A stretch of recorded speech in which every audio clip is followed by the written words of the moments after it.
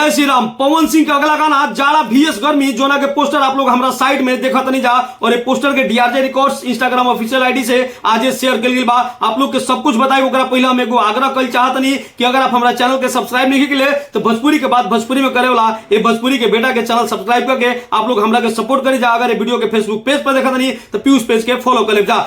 एक गाना के नाम बहुत खतरनाक बा, जाड़ा VS गर्मी यानी जाड़ा के टक्कर गर्मी से होके वाला बा। आप लोग से बता दी कि गाना के वीडियो रिकॉर्डिंग पहले ही हो गई है, लेकिन गाना डिले होते रहे ऑडियो रिकॉर्डिंग खतरा अब सब कुछ फाइनल हो गई बा।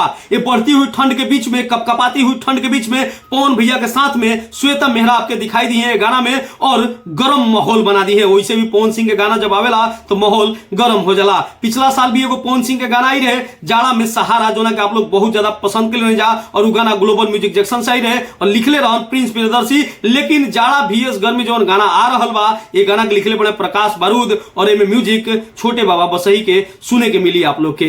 बाकी आप लोग कितना ज्यादा इंतजार करते जाए गाना के हमरा कमेंट बॉक्स में जरूर बताई जा और ये गाना गरम माहौल जरूर बना दी भोजपुरी दर्शक के बीच में, ऐसे कि नामे से पता चलता कि जाड़ा के टक्कर गर्मी से होखे वाला बा।